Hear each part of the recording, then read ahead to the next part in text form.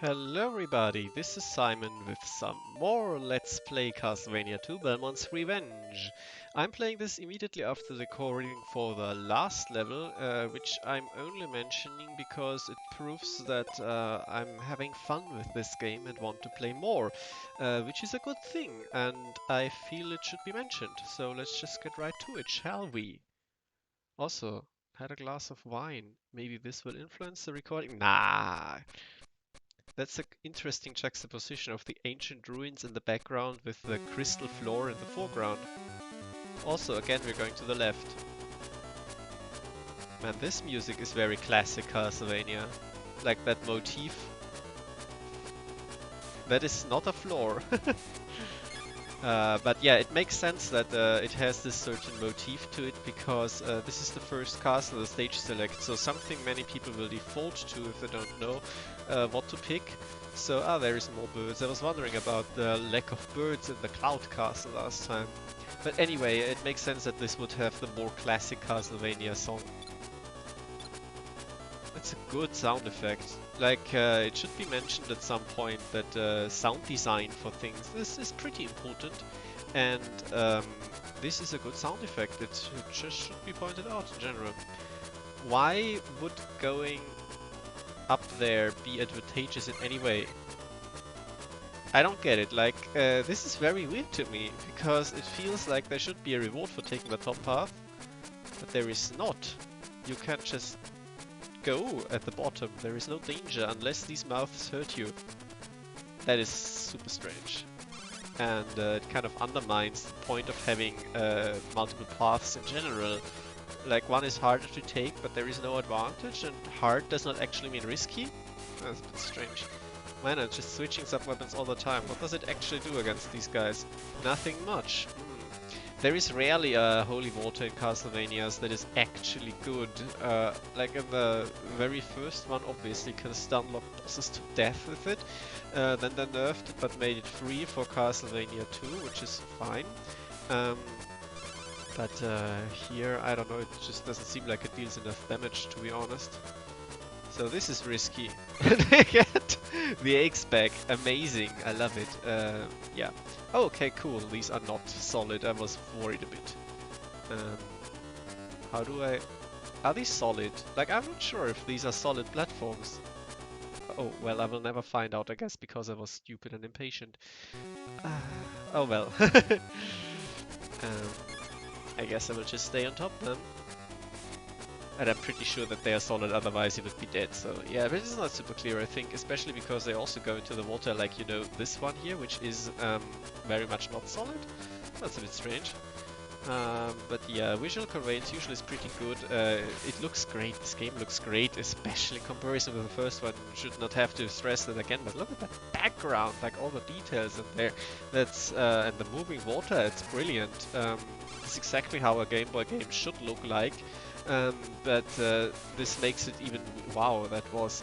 I didn't see them coming from the bottom. So that was a pure reflex. I thought I died. Anyway, that makes it a little stranger and worth pointing out when sometimes it does fail a little bit. What's that? Okay, just a fun little upgrade. Okay, that's fine. Still haven't found that many situations where having the fireball is super useful. He says just when the Punaguchi actually makes it useful. But in general, I feel like just having the higher power of the chain whip is definitely better than the fireball itself. Like, it's just a bonus. I wanted to check. Still have one life left. Okay. Because as I said, I just continued from the last time. I didn't start any password. Oh, these again. I was missing them actually. And why would I take the ropes? That is weird. Oh. Oh. Shit. What was I supposed to do here now? To go back up? Oh no, I can let myself drop. I'm an idiot. I'm a complete moron. Got me good. So I guess this is the crystal theme of the castle because, you know, these are crystal spikes. I was expecting more crystal spikes actually from the get-go. I didn't voice it, but I was expecting it a bit. This definitely seems also like a should-drop situation, but maybe you're just quick enough. Oh yeah, a should-drop situation. I'm not super sure how I would have handled this better, to be honest. Also, is this...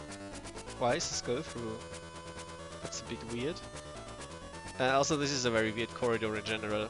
Okay, so you have time to do this, and the knight thing armor is just there to, you know, be an obstacle. But I'm still mystified by what they're actually supposed to do. What? Oh, I can probably go to the left here, as shown by my dead body. Brilliant. Oh, this is why I go up here.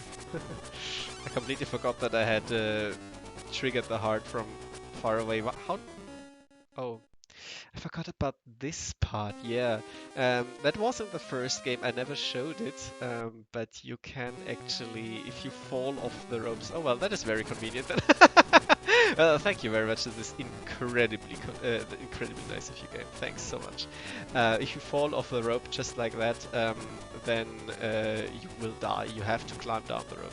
So how do I let go? Can I just like let go? Do I? Ah, you can slide down the ropes! Oh my god! You have to hold the button, slide down the ropes. I think I've discovered this once before. I was like, this is very neat, and then immediately forgot about it. It's probably in the manual. The scan I found is very tiny script, so I couldn't actually see any of it. That invalidates the knight up there a tiny bit, but that's fine. Okay, yeah, but now this changes everything, and now this is not actually as much waiting around the general. Still, yeah, this is a secret.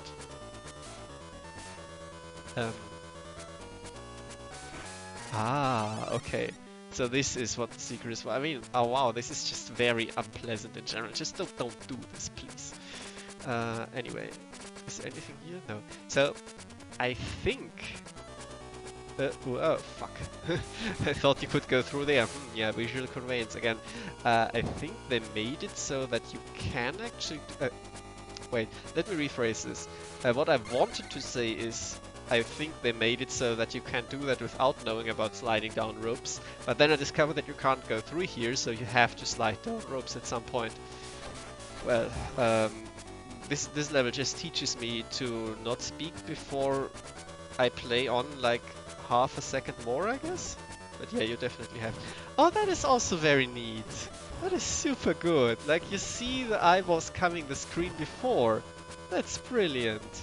Man, this game has a lot of very nice little touches. I really appreciate that. It's fun to discover all of that. So we got a choice here, don't we? Let's go up, I guess. Going up is always nice. Maybe we can loop back around to the eyeballs we just saw. Yeah, just never let the bats do their thing and you should be fine, huh? A valuable lesson to learn. Pretty much in every Castlevania. Oh, this is dangerous. No, it's not, because the fireballs are super slow, and I appreciate. Oh my god, a functioning hitbox. Fuck. And there you have it. That the Punaguchi does definitely. Fuck. Ugh, still the worst enemies. Does definitely degrade your whip. So we have a very different path here then. Okay, I really don't like this bad. Wait, I have a sub weapon, and I like using sub weapons actually. I should not forget that I have them. So this is some incredibly basic platforming. If they fell immediately, like, you really should keep the eggs, the holy water is worthless. If they fell immediately, like in the first game, this would be actually hard, but it's not. You can just go. I mean, especially because the jumping mechanics are now vastly improved. It's no problem at all. This is mostly just cosmetic and to show off their awesome crinkling sound effect.